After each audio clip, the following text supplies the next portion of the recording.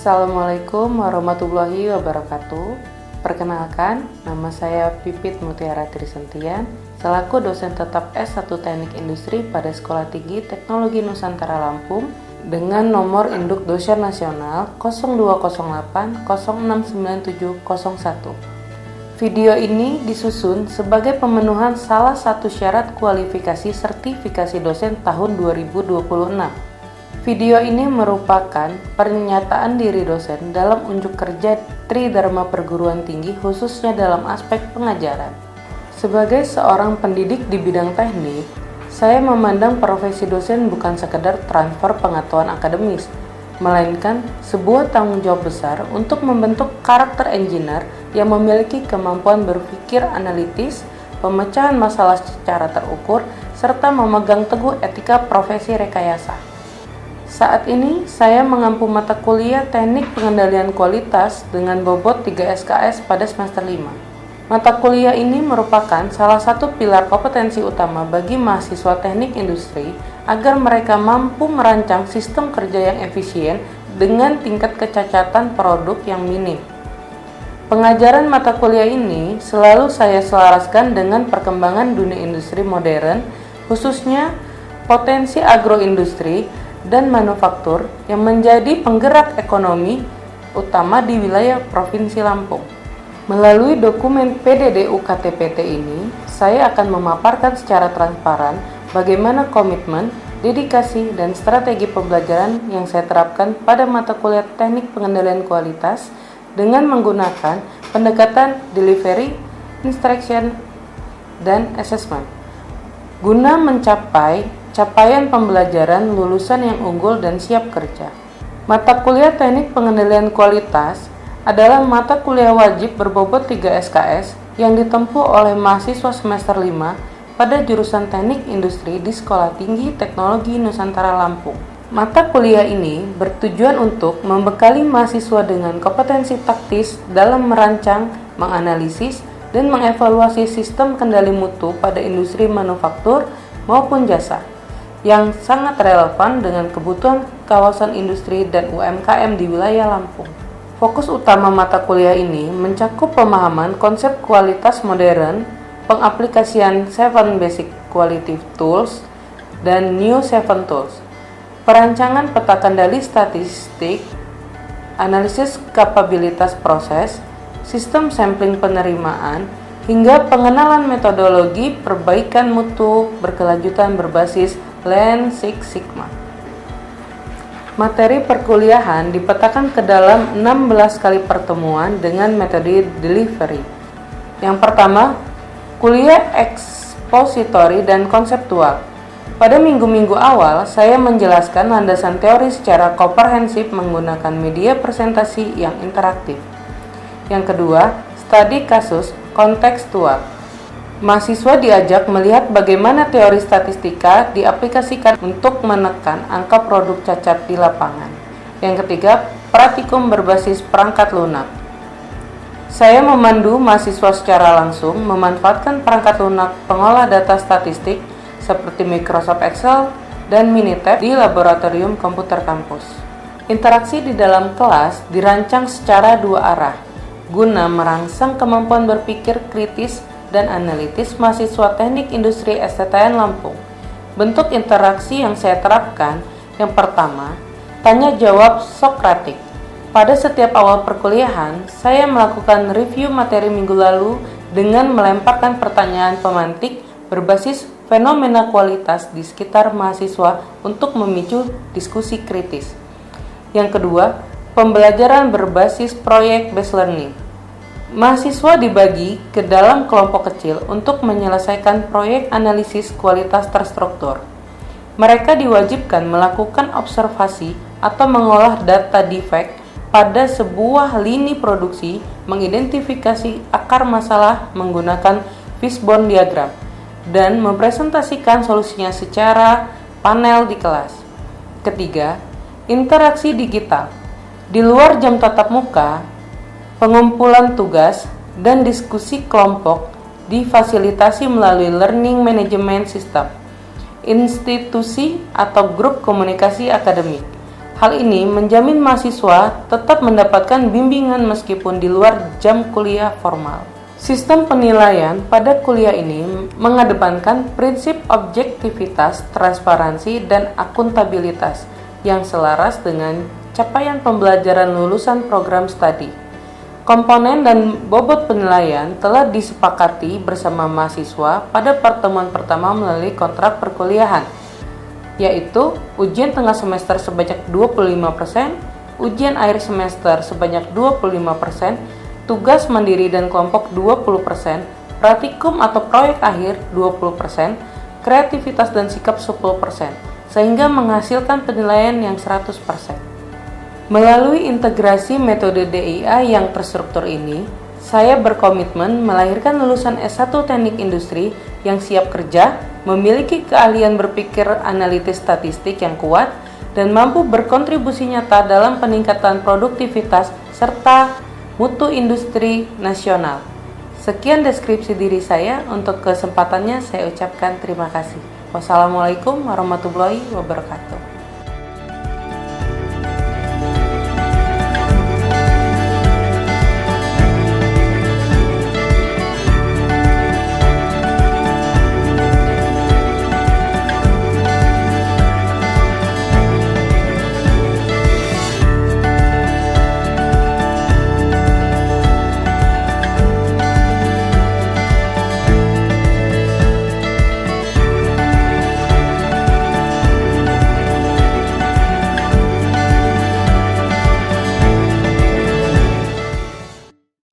Assalamualaikum. Selamat siang semuanya. Oke, gimana kabarnya hari ini? Baik, alhamdulillah. Sebentar ya, saya izin taruh tas dulu.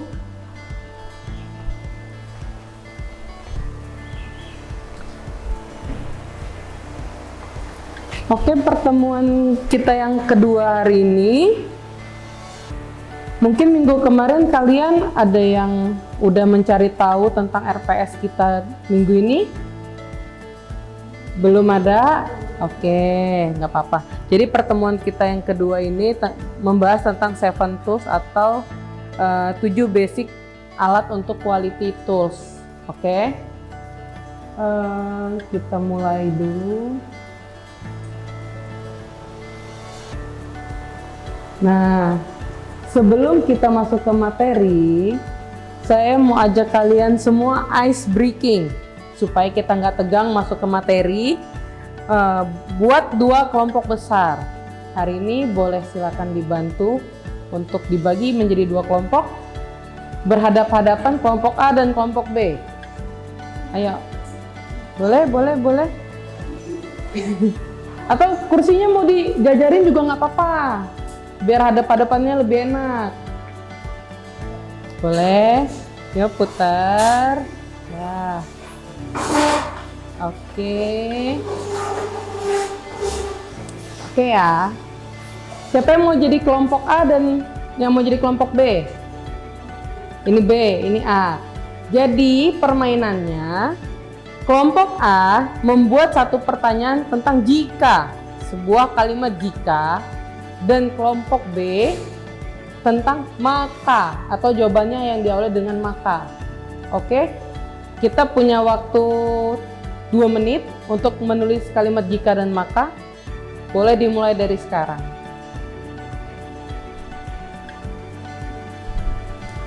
Ya, cari aja gitu.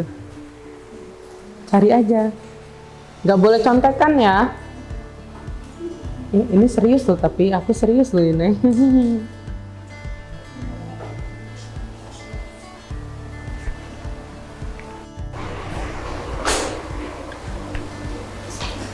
Sudah? Nanti saya akan tunjuk yang jika siapa, yang maka siapa ya. Oke? Kita mulai ya.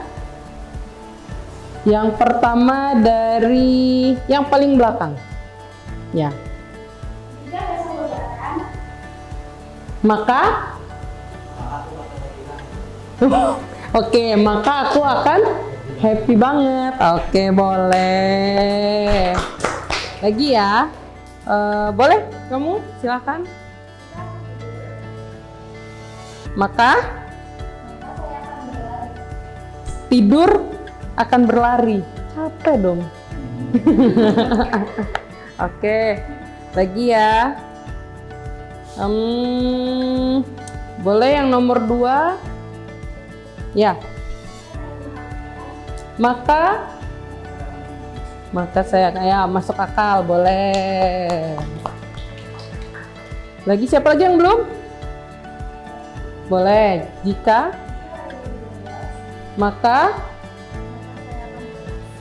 saya akan panas. Demam ya? Oke. Lagi yang belum? Boleh. Maka oke, masuk akal. Mungkin levelnya level setan gitu ya. Oke. Ada lagi? Maka menangis, sedih kalau ujian. Aduh, untung kita masih jauh UTS-nya ya. Oke. Siapa lagi yang belum? Boleh? Jika maka akan senang. Standar, tapi oke lah, boleh. Oke, kasih tepuk tangan untuk kita semua. Oke, selesai ice breaking. Boleh kembali lagi ngadep ke depan. Biar kita cepet ya, biar cepet.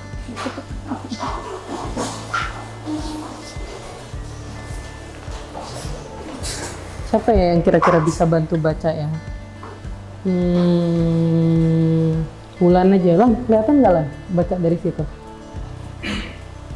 Kelihatan ya? Oke, untuk pertemuan kita kali ini kita akan membahas tentang 7 Basic Quality Tools pada mata kuliah Teknik Pengendalian Kualitas. Boleh dibantu untuk Wulan mungkin bantu membaca pengantarnya.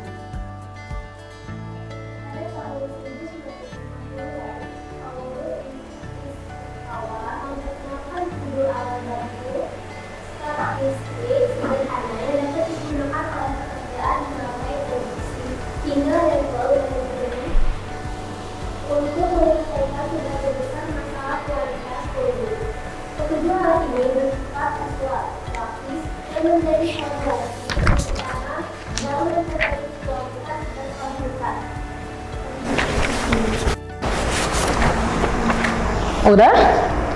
Oke. Begitu kita masuk ke pembahasan mendalamnya ya. Pembahasan mendalam pada pertemuan kita kali ini tentang 7 tools. Yang pertama kita akan membahas tentang check sheet atau alat pengumpulan data yang terstruktur untuk mencatat frekuensi kemunculan cacat secara real time di lapangan. Jadi artinya nanti ketika di lapangan atau ketika kalian nanti PKL di lapangan menggunakan check sheet, kalian sudah tidak bingung lagi untuk pengaplikasiannya.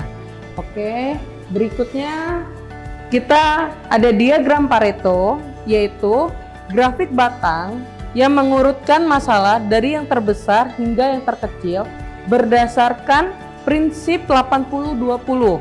Masalah disebabkan oleh 20% penyebab utama. Habis itu yang ketiga kita pakai diagram sebab akibat untuk memetakan akar penyebab suatu masalah kualitas secara terstruktur. Aplikasinya mengategorikan penyebab defek menggunakan prinsip 5M1E.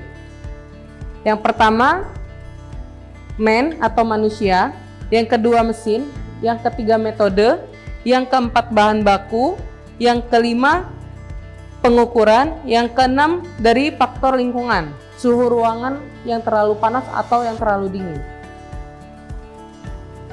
Yang keempat di sini kita pakai histogram seperti yang kalian semua lihat di sini menggunakan sama grafik batang menunjukkan distribusi frekuensi dari data hasil pengukuran secara variabel atau panjang, berat, dan volume. Biasanya apa sih yang menggunakan berat dan volume?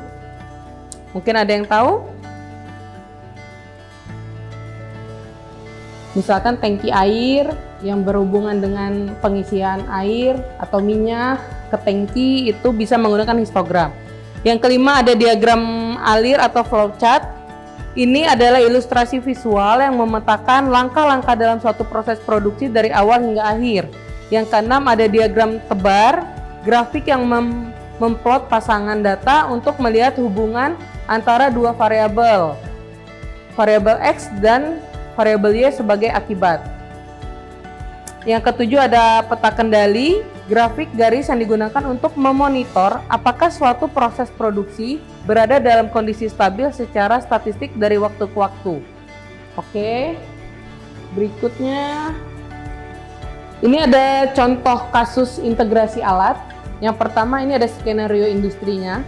Sebuah UMKM pembuatan botol plastik mendapati bahwa dalam 1 bulan terakhir terdapat ribuan botol yang reject oleh bagian QC atau Quality Control. Langkah menggunakan 7 Tools-nya, mungkin ada yang mau bantu baca? Siapa? Mungkin Citra bisa bantu baca? Boleh? Dari langkah pertama. Langkah pertama, operator menggunakan check sheet di lini produk untuk mencatat jumlah botol warna pudar dan dimensi tidak sesuai selama 30 hari. Langkah kedua, data dari check sheet dirangkum dan dibuat menjadi Pareto Chart. Hasilnya menunjukkan bahwa 82% cacat dominasi oleh masalah botol-botol. Oke, stop dulu kita sampai situ. Berarti baru sampai langkah kedua. Check sheet masih digunakan untuk menunjukkan kecacatan yang dihasilkan berapa persen. Itu masih kita gunakan. Di langkah ketiga, boleh dibantu baca? Siapa yang mau bantu baca?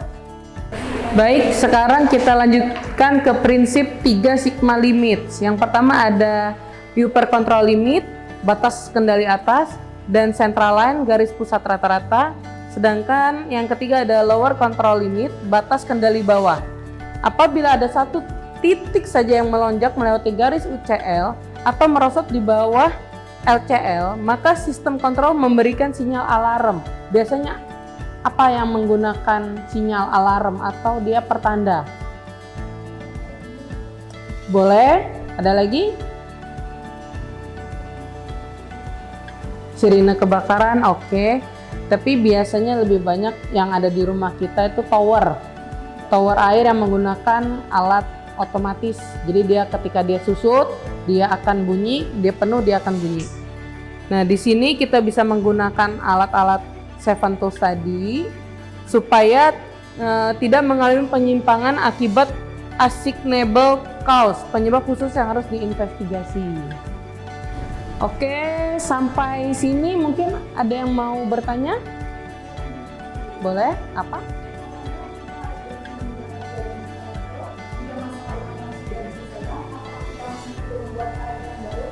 Oke, ini pertanyaan yang bagus ya. Dari materi ini mungkin ada yang bisa bantu saya jawab. Oh, sebelahan boleh.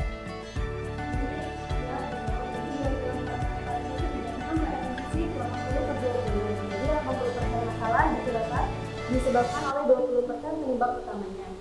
Setelah penyebab utama paling dominan berhasil diselesaikan melalui tindakan korektif, kita wajib membuat Pareto baru dari sumber data yang ada kemudian dari sedikit yang lalu diperbaiki atau proses perbaikan berkelanjutan karena perpuluh sesuatu. Oke, puas dengan jawabannya? Puas, berarti yang lain sudah mengerti ya? Ada pertanyaan bonus? Oh, boleh.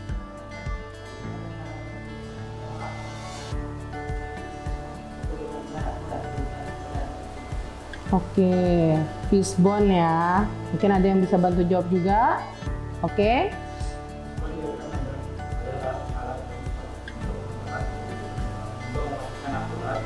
Kita harus membuktikan dengan metode WHIS saat membenar setiap cabang. Setelah itu lakukan verifikasi di lapangan dengan mengumpulkan data, maka menggunakan spreadsheet untuk membuktikan apakah faktor tersebut benar-benar berkontribusi signifikan. Oke, bagaimana, puas dengan jawabannya? Oke, berarti menurut saya itu tadi sudah menjawab banyak sedikitnya. Mungkin Di luar dari mata kuliah ini nanti kita bisa sharing di luar atau kita bisa sesi tanya jawab di grup WA juga boleh. Untuk materi hari ini saya selesaikan, cukup sampai di sini. Atas waktunya saya ucapkan terima kasih. Assalamualaikum warahmatullahi wabarakatuh. Terima kasih.